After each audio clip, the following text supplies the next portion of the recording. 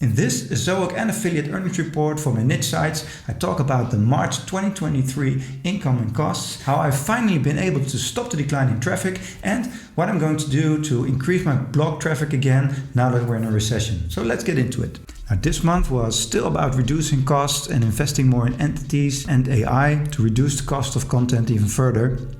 Now, revenue is back down again since last month from $5,749 in February to $3,716. Now, affiliate revenue has really tanked, and I found that people are really starting to buy less right now, at least in my niches. But ad revenue from Ezoic is still holding strong, and that's even increased a bit to $1,900. Now, here's my Ezoic income. I'm showing you exactly what I earned, and I'll share my costs in a minute as well, so you can see a full P&L here. Now, Bite My Bun, still my largest site, $870 over the whole site that has 225,000 page views per month. Then my Dutch Cat site also brings in a nice income, $300. And this is where you can see the results of AI content first, because most of this traffic comes from Facebook. So that's a lot more direct than Google traffic, which can take from 6 months to a year to rank. And then some smaller sites that get some Ezoic income as well. Now, Ezoic gives you a large increase from AdSense, but it also is a great partner to work with for your ad inventory, because they also help you with other essential tools like site speed with Leap and then Niche IQ for content ideas. Now, here's my P&L. Amazon US, $600. Then bol.com, which is a large retailer in the Netherlands, $319. My own products, which is my book, $21. That brings in around $20 consistent every month. And that's also because I'm sharing that with every new subscriber that comes into my email list. After the first few introductory emails, they get an email to buy my book on Amazon, and where they can even get it for free if they sign up for Kindle Unlimited for the first time, which is like a 30-day free plan. And then Ezoic, $1,799. Other affiliate programs, $340. Other Amazon storefronts, $492, because my reader base is quite international. And also YouTube income, $138. So that's a total of $3,700. Now, my costs were $3,025, so that leaves me a profit of $691. Now, costs are a lot lower now at $3,000, and I kept them steady by completely stopping upgrading old content, for now at least, and getting rid of some of the tools I wasn't using anymore.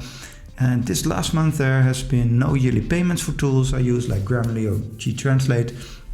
But I did get a notice from CopyTrack that one of the sites I bought last year had an image on it that I didn't have the copyright to. So that's a large expense of €400 that it didn't budget for. Now, those guys don't mess around, and it was indeed an image that blog that I bought used from another blogger, so they were well within their rights to send me that email. But it's still a large chunk of money. Unfortunately, I've kept costs still low by integrating my workflow directly with OpenAI's API instead of using a tool like Jasper for the first drafts of articles with AI content, and I've built out my own SaaS for Dutch articles. Now, that saves a lot of money and is also way more efficient than using a separate tool. And I've been investing heavily in AI content for entities and tying all of the articles on the sites that I have together. And I'll show you the traffic results in a little bit. Now, with decreasing income in these times, at least in my niches, we have to find ways as bloggers to reduce costs while still producing great content. So that's why you should always combine AI content with a human writer, so they can, or more like a human editor maybe, so they can improve upon the content and give it something extra to make it rank on Google. Now, that resulted in still a profit of $691, which could have been $1,000 if it wasn't for that image dispute. But that's also what we have to take into account when we run a content business like this. There will be unexpected costs. Now, last month's costs were accounting, content, $1,900, hosting, of course, office supplies like my phone and internet, one-time expense, that's the €400 from CopyTrack, and $448 on tools. Now, the tools I use are Aweber, Data Feeder, which I didn't have active last month because I didn't write any new affiliate content, Then Ezoic, $150 for a premium plan. Genius Link, $56. And Genius Link is what helps me get affiliate earnings from other Amazon storefronts and other affiliate programs as well, because I've integrated it to provide extra buying options for users, which Google also says is very important. And I use WordLift for entities on our site, which is $231. Now you can see the costs are still declining, except for that one-time cost, of course. And I've managed to produce the same amount of content at a fraction of the cost. Then my revenue diversification for this month. I've always said I wanted to have the ads and affiliate revenue 50-50. Well, ad revenue from Ezoic has exceeded affiliate revenue for the first time in ever.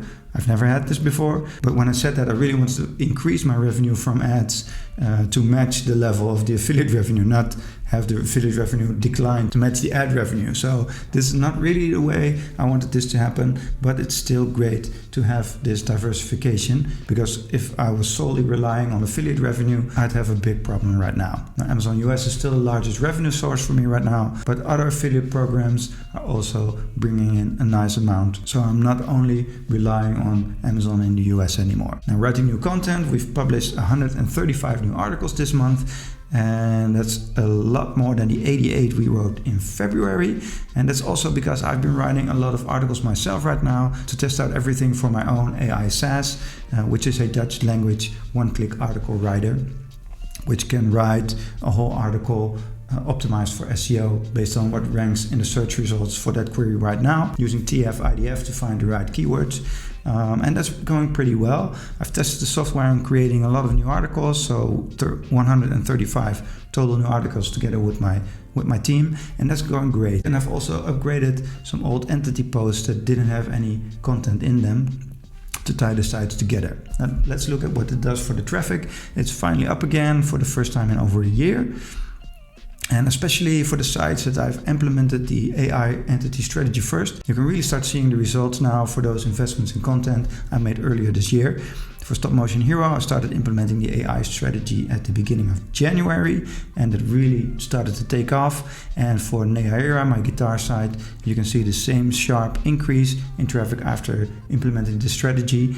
So it looks really promising. I'm going to invest more into producing those articles. Plus, I'm going to have the AI write some funny cat articles for my cat site to post on Facebook.